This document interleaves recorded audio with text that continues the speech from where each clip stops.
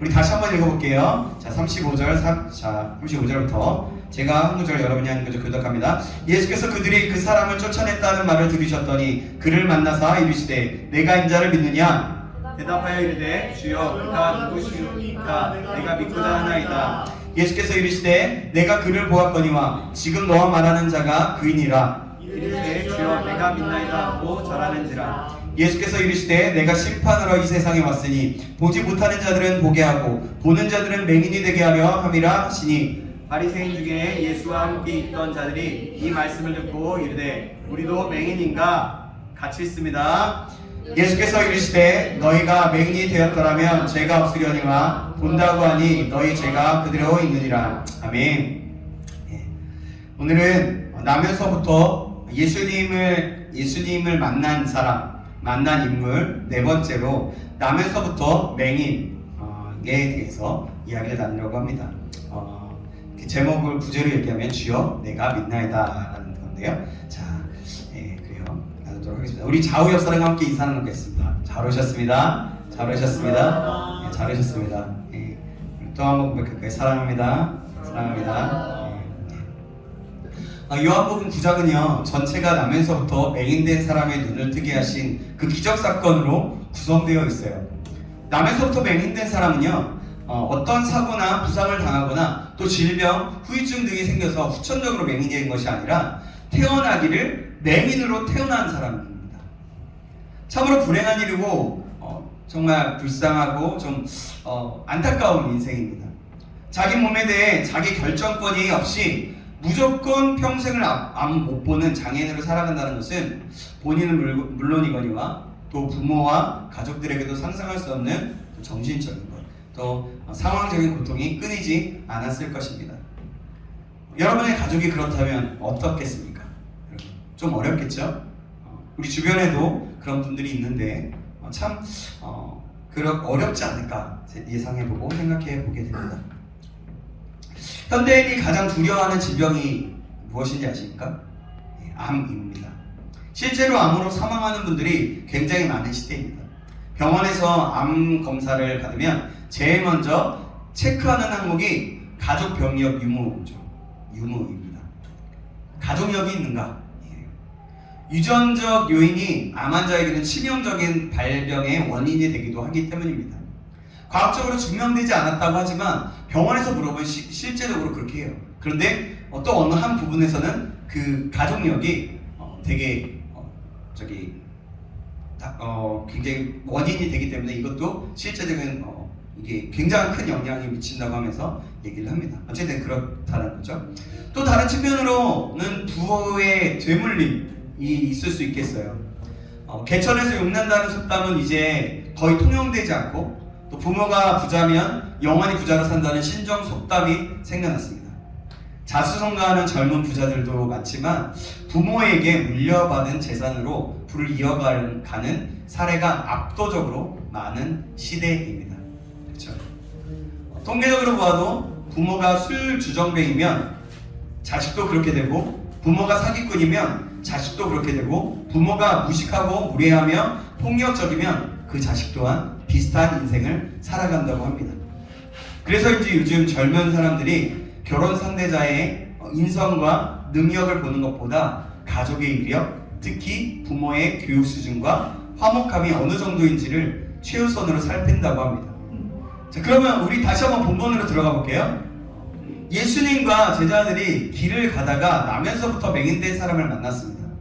이때 제자들이 예수님에게 이렇게 묻습니다. 오늘 보면 9장 2절에 보면 이렇게 좀 있는데요. 이 사람이 맹인으로 난 것이 누구의 죄로 인함이니까? 자기니까? 그의 부모니까? 라고 묻습니다. 이 질문의 의도는 유대인의 잘못된 고정관념에서 나옵니다. 유대인들은 죄의 연대적 책임을 무척이나 강조했고 특히 부모의 죄로 인해서 가족이나 후손들이 가난하게 살고 사회적으로 천한 신분으로 살고 질병이 생기거나 장애인으로 살게 되는 저주를 받게 된다고 생각했습니다. 에스겔서 18장 2절에 이렇게 말씀합니다. 제가 읽을게요. 아버지가 신포도주를 먹었으므로 그의 아들의 이가 잠깐만요. 아들의 이가 시다 라는 속담이 나옵니다.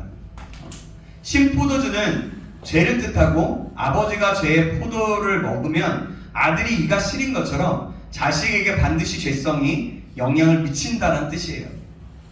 이런 속담에 대해 하나님은 에스겔 선지자에게 말씀하시기를 내가 나의 삶을 두고 맹세하노니 너희가 이스라엘 가운데에서 다시는 이 속담을 쓰지 못하게 되리라.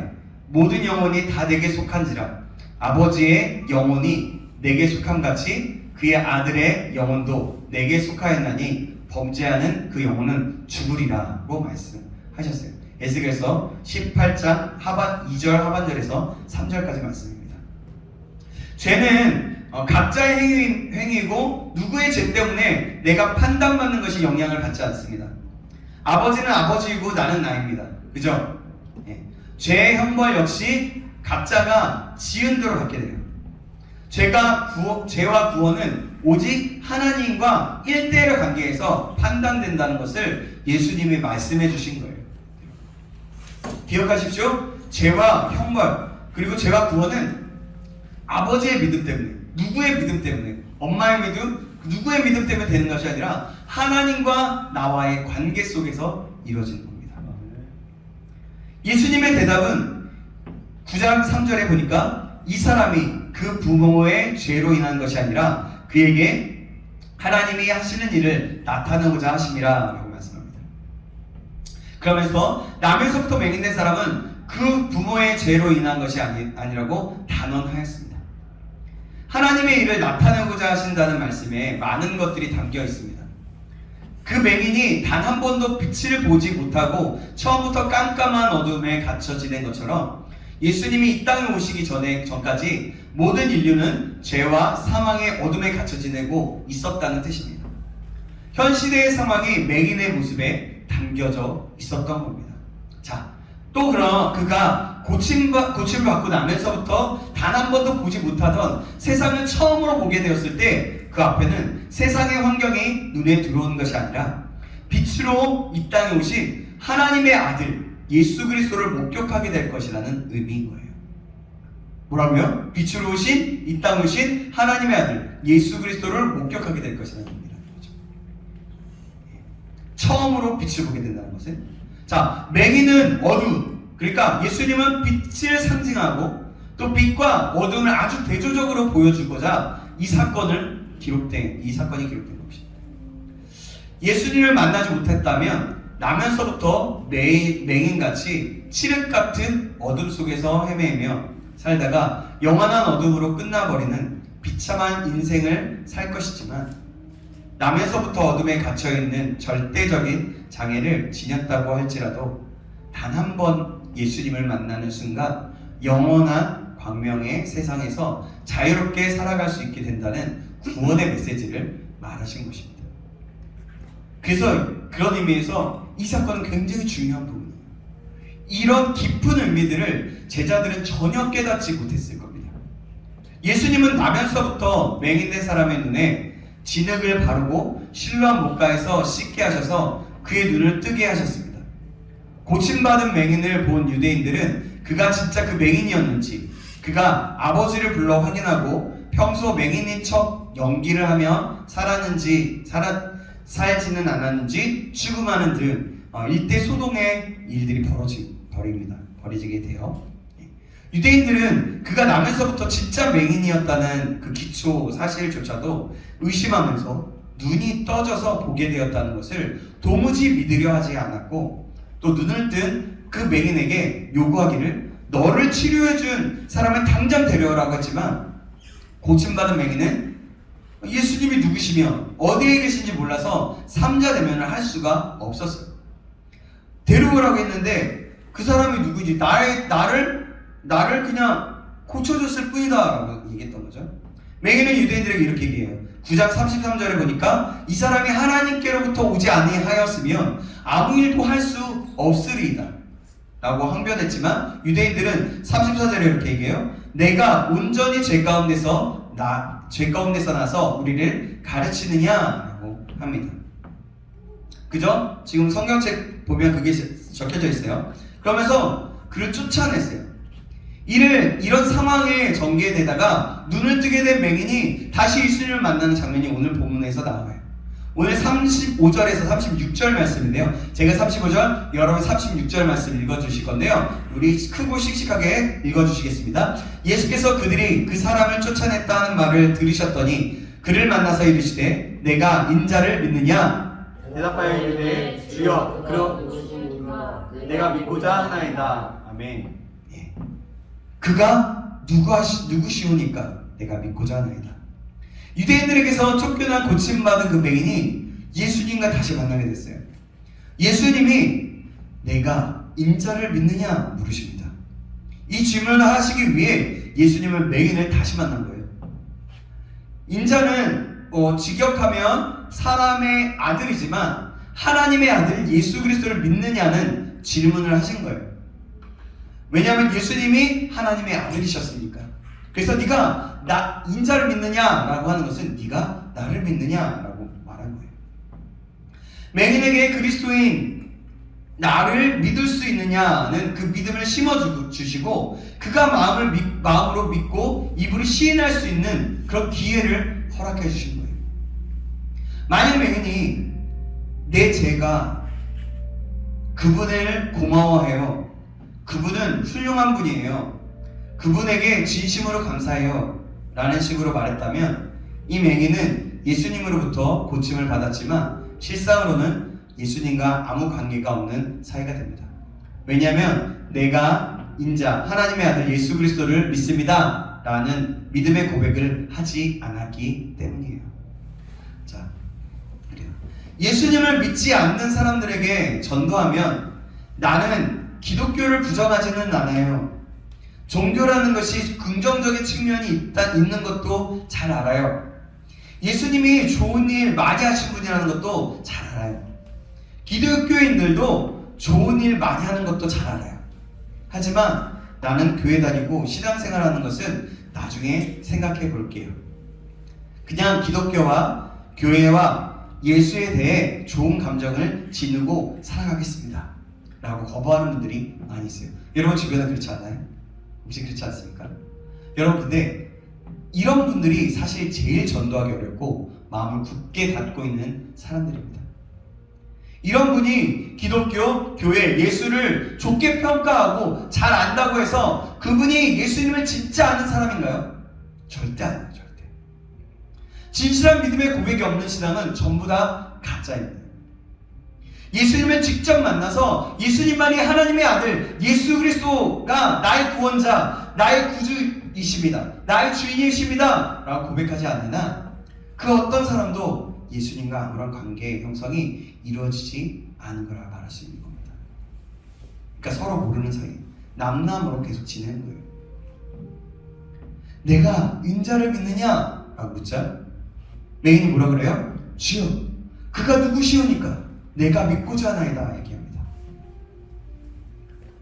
자, 35절 36절 아까 읽었는데요. 우리 다시 한번 제가 보면 35절에 예수께서 그들에게 사람을 쫓아냈다는 말을 들으셨더니 그를 만나서 이르시되 내가 인자를 믿느냐 했죠. 그때 주여 그가 누구시오니까 내가 믿고자 하나이다 라고 얘기했습니다. 여기서 주여라고 한 것은 선생님 같은 단순한 존칭이에요. 근데 내가 믿고 싶은데 그가 누구입니까? 라고 질문하죠. 그러면서 어떤 의미냐면 이 말은 제발 알려주세요. 간절함이 뚝뚝 묻어있는 그런 답변인 거예요. 내가 믿고 싶을 때 그가 누구예요? 제발 알려주세요 라고 하는 거죠. 맹인은 자신의 눈을 뜨게 해준 분이 눈앞에 있고 그 두 번째 만남인데도 예수님이 인자이신지를 몰랐던 거예요. 참 구주라는 것을 몰랐습니다. 평생 처음 세상을 보게 된 정신없는 상황이라 경황이 없었다는 것이 이해가 됩니다. 다만 그가 믿고자 하나이다 라는 대답은 참으로 진실된 마음속에 영혼 속에 우러서 나오는 그런 마음이었습니다. 예수님은 그 마음의 중심에 믿음이 있음을 보셨던 거예요. 그래서 예수님의 다시 물으십니다. 오늘 보면 37절 38절인데요 제가 37절 여러분이 38절 읽어주시겠습니다. 자, 크고 씩씩하게 저는 마이크 하나로 하지만 여러분들은 여러 명이니까 크게 해주세요. 자, 제가 읽습니다. 예수께서 이르시되 내가 그를 보았거니와 지금 너와 말하는 자가 그이니라. 이르시되 내가 높나이다 하고 전하는 자. 아멘. 너와 말하는 자가 그이니라 라고 하니까 지금 너와 말하고 마주보고 있는 내가 하나님의 아들 그리스도이며 너의 눈을 뜨게 해준 인자이니라 라고 말씀하셨던 거예요. 마치 사마리아 수가성 여인에게 내게 말하는 내가 그라 라고 요한복음 4장 26절에 하고 말씀하시는 것과 비슷한 장면인 거예요. 매기는 즉시 이렇게 대답합니다. 주여 내가 믿나이다 라고 확신 있게 대답합니다. 여기서 주여라는 호칭은 단 한 분, 그러니까 아까 선생님 이게 그런 단어가 아니라 단 한 분의 주인 되시는 여호와 하나님을 향하여 부르는 호칭인 거예요. 당신이 나의 주님이십니다, 주인이십니다 라고 얘기하는 거죠. 그럼 하나님을 얘기하는 거죠. 당신이 메시아입니다 라는 것들을 얘기한다는 겁니다. 앞에서와 같이 주여라는 호칭이지만 예수 그리스도의 임을 확인하지 못했을 때는 도움 주시는 선생님 정도였고, 예수님이 그리스도의 라는 믿음의 확신이 들자 주인 대신 하나님으로 바뀐 거예요. 그런 겁니다. 그래서 예수님만이 나의 하나님이요 나의 주인이시고 나의 그리스도이십니다. 그것을 내가 믿나이다. 이렇게 얘기하는 겁니다. 이보다 더 확실한 신앙 고백은 없을 거예요. 1차 만남 속에서 예수님과 메인이 첫 번째 만남 속에서 그저 눈에 진흙을 발라주시고 그리고 실로암 못에 가서 씻으라고만 한 것이 끝이었기 때문에 자신의 눈을 뜨게 해준 분이, 주신 분이 정치를 알지 못했지만 두 번째 예수님이 찾아온 것들을 두 번째 만남을 통해서 예수님이 하나님의 아들이고 그리스도라는 사실을 직접 보고 듣고 고백하는 단계까지 나아갈 수 있었던 겁니다. 여기까지 이르러야 진정한 믿음의 자녀가 된 거예요. 메인이 예수님을 고백하는 이 장면에서 우리는 신앙의 표면과 내면의 정도의 차이를 얼마나 큰지를 발견할 수가 있어요. 예수님은 기본적으로 사람을 긍휼히 여겨주시기 때문에 각자가 원하고 바라고 간구하는 것들을 이루어 주십니다. 그것이 경제적이든 사회적이든 육체적이든 상관없이 맹인의 눈을 뜨게 해주시는 것처럼 각자에게 다양한 은혜를 베풀어 주시는 분이세요. 자, 맹인이 1차로 예수님을 만나 앞을 보게 된 것은 똑같은 기적의 상황이 얼마든지 우리에게도 일어날 수 있고, 또 우리가 현재 건강하게 잘 먹고 잘 입고 잘 자며 잘 살아가고 때로는 누구는 직장을 다니고 또 어떤 사람은 또 학교를 다니고 또 어떤 사람은 지금의 내 삶 속에서 작은 일이라도 어떻게 있는 것들, 건강하게 살 수 있는 것들, 사람들과 이런저런 관계를 이루며 살아가는 모든 과정이 예수님이 큰 은혜를 베풀어 주셨기 때문에 그런 거예요. 그래서 여러분과의 저의 만남, 그리고 여러분과 여러분들의 만남은 주님께서 은혜를 베풀어 주셨기 때문에 가능했던 겁니다. 이미 우리가 생활하고 있는 모든 상황, 모든 삶의 상황은 넘치게 내려주신 은혜가 있었기 때문임을 우리는 아셔야 된다는 거예요. 때는 우리가 어렵고 힘들어서, 때로는 내 삶이 정말 절망적이어서 이게 은혜가 아니다 라고 생각할 수도 있어요. 그러나 그것까지도 하나님은 우리에게 베풀어 주시는 은혜예요. 왜냐하면 내가 지금 이렇게 살아가는 것보다 더 못한 사람들도 너무나 많이 있고요, 더 절망적인 상황들이 너무나 많이 있어요. 그러나 내 삶 속에서 이렇게 살아갈 수 있는 것, 이것이 지금은 너무 힘들고 어려울지라도 앞으로 나의 인생 가운데 주님께서 나를 만나주심으로 말미암아 또 내 인생에 새롭게 겪어주시고 바꿔주시고 인도하실 하나님이 있다라는 것들을 믿게 된다면, 그것을 알게 된다면 우리는 더할 나위 없이 큰 은혜를 받은 사람이라는 것입니다. 근데 여러분, 우리가 여기서부터 문제가 생겨요. 자, 조금 제가 잠깐 얘기했던 내용을 다시 한번 비슷해서 좀 더 얘기 좀 해보자면, 사람들은 자신이 그토록 원하는 바를 이루면 안주하는 마음이 커져서 더 이상 간절함이나 열심을 내지 않는 경향이 있습니다. 예상치 못한 뜻밖의 큰 은혜를 받고 그 은혜를 누리며 살아가면서도 더 이상 감사하지 합니다. 고맙습니다. 라는 것들을 잊지 않겠습니다. 라는 말을 하지 않아요. 감사합니다. 고맙습니다. 잊지 않겠습니다. 이 은혜를 잊지 않겠습니다. 라는 말을 하지 않아요. 받은 은혜를 당연히 여기고 은혜를 받았다는 것을 전혀 의식하지 않고 살아가는 경우들이 많이 있다는 겁니다. 오히려 가진 것이 자랑이 되고 권력이 되고 맙니다. 이 시대에 많은 사람들이 그렇다는 겁니다.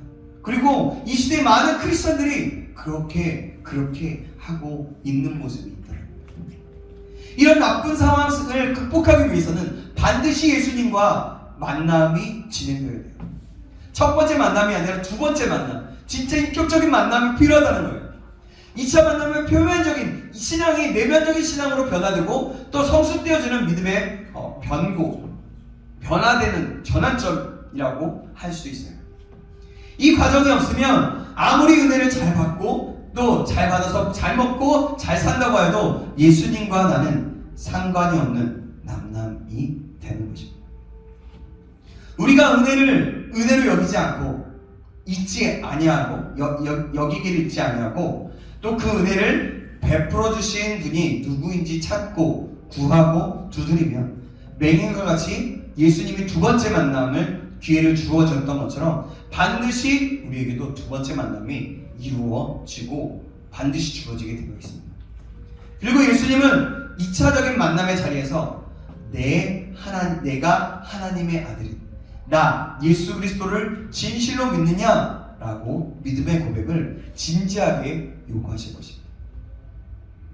반드시 이런 물음을 들으셔야 하고 그 물음에 반응하여서 앞을 보게 된 맹인과 같이 확고하게 대답해야 합니다.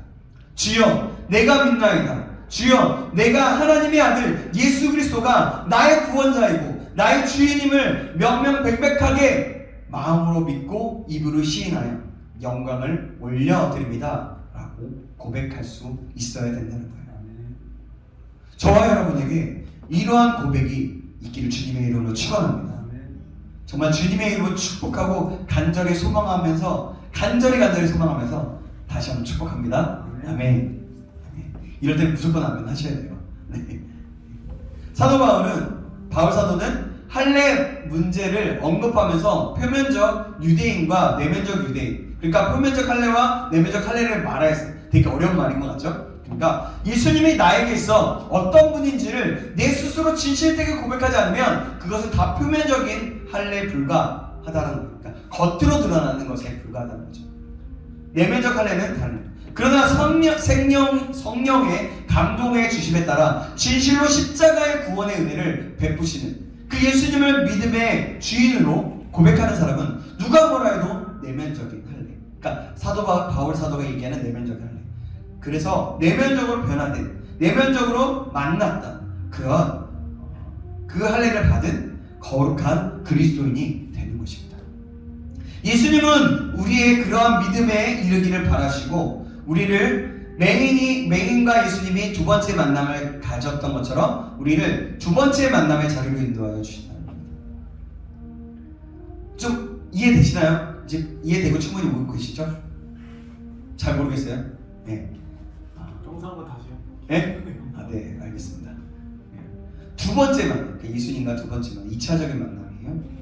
좀 어려운 단어들이 좀 들어가서 그럴 수도 있을 것 같은데 어쨌든 그래요. 그러니까 맹인이 처음에 만났을 때 나를 고쳐준 것 그 분인 것만 알았다면, 그래서 예수님이 정말 나의 주인인지 아닌지 몰랐다면 예수님이 결국에 두 번째 만남을 허락하셔서 두 번째로 만나게끔 그 장소와 그 시간들을 허락하셔서 두 번째 만남으로 내가 그다, 내가 그리스도다라고 얘기하면서 나를 믿느냐라고 질문하게 되는 그런 두 번째 만남을 주신다라는 거예요. 이제 네, 나중에 또 얘기합시다. 나면서부터 맹인된 사람은 앞을 보게 되는 표면적인 은혜에 머물지 아니하고 예수님을 그리스도라고 고백하는 진정한 하나님의 자녀로 거듭나게 되었어요. 여러분 중에 주여 내가 믿나이다 라는 신앙 고백을 드리시고 믿는 분들이 당연히 있을 겁니다. 아직 그렇게 하지 못하신 분은 이번 주에 한번 여러분의 나름대로 계속해서 주님을 찾고 주님께 구하면서 내가 주여 내가 믿나이다. 내가 믿을 수 있는 믿음을 주세요. 예수님 나를 만나주세요. 하라고 고백하고 기도할 수 있게 됩니다. 그래서 성령의 감동에 따라 전심으로 주님을 만나게 되는, 그래서 참여하면서 주여 내가 예수님을 믿습니다 라고 고백하는, 진실한 고백으로 나아가는, 그래서 영광 돌릴 수 있는 저와 여러분 되시길 다시 한번 주님의 이름으로 간절히 소망합니다. 아멘. 그럴 때 아멘 하는 거야. 아멘. 그거 봐. 중요해요. 아멘이 얼마나 중요한데. 예수님은 맹인의 고백을 들으신 후에 그 고백을 기쁘게 받으신 후에 주변에 있는 제자들과 군중들을 향해서 이렇게 말씀하세요. 자, 39절에서 41절 말씀입니다. 제가 이 말씀을 읽어드릴게요. 눈으로 한번 보세요. 그리고 귀로 잘 들어보세요. 예수께서 이르시되 내가 심판하러 이 세상에 왔으니 보지 못하는 자들은 보게 하고 보는 자들은 맹인이 되게 하려 함이라 하시니, 바리새인 중에 예수와 함께 있던 자들이 이 말씀을 듣고 이르되 우리도 맹인인가? 예수께서 이르시되 너희가 맹인이 되었더라면 죄가 없으려니와 본다고 하니 너희 죄가 그대로 있느니라. 아멘. 예수님은 보지 못하는 자들을 보게 하시고, 그러니까 예수님의 실체인 하나님의 아들 그리스도를 보게 된다는 거예요. 예수님을 또 보게 하고 보게 하는 것, 그를 보게 하는 것, 또 보는 자들은 보지 못하는 자가 되게 하는 심판을 하러 오셨다고 말씀하거든요. 이 말은 뭐냐면 보지 못하는 자들에게 보게 하고라는 말은 예수님의 실체인 하나님의 아들 그리스도를 보게 한다는 말입니다. 보는 자들은 잘 보고 잘 알고 있다고 생각하지만 예수님을 맹인이 두 번째 만남을 주님과 예수님과 만났던 것처럼 그 두 번째 만남이 없는 자들을 얘기하는 거예요. 또 보지 못하게 하는 자들은 뭐냐면 관계없는, 예수님과 전혀 관계없는 남남과 같은, 예수님의 이름을 믿지도 않고 예수님을 믿으려 하지도 않는 바리새인과 같은 사람들이 되게 하기 위해서, 그렇게 해서 예수님을 보지 못하는 사람, 그러니까 예수님이 진정한 구주인 것을 알지 못하고 믿으려고 하지 않는 사람들을 더 믿지 못하게 하기 위함이다 라고 말씀하신 거예요. 이 말씀이 나면서부터 맹인된 자를 고치시고 그로부터 고백을 듣게 만드신 사건의 어떤 핵심이라고 볼 수 있습니다. 이 말씀을 들은 바리새인들은 이렇게 얘기해요. 아니 지금 우리 보고 맹인이라고 하는 거야? 그러는 거야? 내가 율법을 그리 잘 알고 율법을 그토록 잘 지키는데 왜 내가 맹인이야? 라고 반발했어요. 잘 알고 있다고 착각하는 자들, 잘 믿고 있다고 착각하는 자들은 그 완고함 때문에 돌이키기가 이토록 힘들게 된다. 지금 이 시대에도 나는 맹인이 아니라고 외쳐대는 바리새인들이 넘쳐나고 있습니다. 예수님은 반발하는 바리새인들의 입을 닫게 만드는 무서운 말씀을 하십니다. 너희들은 맹인이라고 인정했다라면, 전심으로 기도하고 전심으로 참했더라면 죄가 없으려니 본다고 하니 너희 죄가 그대로 있느니라 라고 선포했어요. 뭐냐면 이 말은, 야 너희들이 맹인이라고 인정을 했더라면, 진심으로 고백하고 회개했을 텐데 죄가 없다고 하니, 그러니까 국률과 자비와 용서를 안다고 하니, 믿는다는 착각을 도무지 포기하지 않으려고 하니 그 죄가, 너희의 죄가, 그러니까 너희는 나와 아무런 상관이 없는 남남이다 라는 얘기인 거예요. 이해되십니까 혹시? 오늘따라 되게 말이 어렵게 되는 것 같아요. 어렵게 이루어지는 것 같아요. 약간 그래요. 바리새인들은 이 말씀조차도 무슨 말인지 알아듣지 못하고 그저 분노하는 마음은 더 커졌을 겁니다. 불신은 더 큰 불신을 낳는 법이기 때문이에요. 자, 남에서부터 맹인의 대부분의 인생은 불행하다고 하기도 힘들 만큼 비참했지만, 주여 내가 믿나이다 라는 한마디로 육안으로 보게 되는 큰 은혜를 뛰어넘어서 영적인 눈이 열려 그리스도이신 예수님과 하나님의 나라를 보면서 소망으로 살아가는 영광이 주인공이 되었던 거예요. 맹인이 바로 하지만 남부러울 것 없는 재산과 지위와 명예를 지닌 바리새인들은 그들이 누리고 있는 모든 상황이 큰 은혜임을 점점 잊어버리면서 육적인 눈빛만 계속 확대되어 갔어요. 영적인 눈을 스스로 닫아버리고 영원히 죄와 사망과 심판의 그 어두운 가운데 갇혀있는 불쌍한 인생길을 걸어가게 됐다는 겁니다. 이들이 왜 그랬을까요? 자신이 잘하고 있다라고 생각되어졌고 자신이 교만했기 때문에 그래요. 첫 번째 예수님과 만나면서 머물러 있는 상태가 이런 상태인 거예요. 그냥 맹인이 처음에 예수님 만났잖아요. 그냥 그래서 눈을 떴잖아요. 그런 거. 그리고 내가 하나님의 자녀이라는 것들을 그냥 무의식적으로 그냥 그렇게만 아는 거예요. 자, 그들이 정녕 끝까지 돌이키지 않는다면 재물을 탐하고 높은 자리에 앉아서 남을 비판하고 판단하고 정죄하면서 나는 다 알고 있다는 착각으로 그렇게 교만함으로 있다가 사망의 늪에서 절대로 헤어나지 못하는 최후를 맞이하게 될 거라는 겁니다. 잘 알고 있다, 잘 믿고 있다는 착각이 이토록 무서운 거예요. 1차 만남에서 그치고 2차 만남을 이루지 못한 인생은 표면적으로는 부러운 인생 같으나 내면적으로 영적으로는 하나님의 진노의 대상이 된다는 교훈을 잘 보여주고 있는 내용입니다. 나면서부터 맹인된 사람은 눈이 띄어진 것이 자기에게 일어난 일생일대의 기적이 아니라 자신의 입으로 예수님 앞에서 주여 내가 믿나이다 라고 고백하는 수 있는 실제 상황을 연출할 수 있었던 일이 영원한 기적이 되었던 거예요. 정말 그것이 진짜 기적이 됐다는 거죠. 맹인의 경우가 너무나 부럽고 또 부러운 광경이기도 합니다.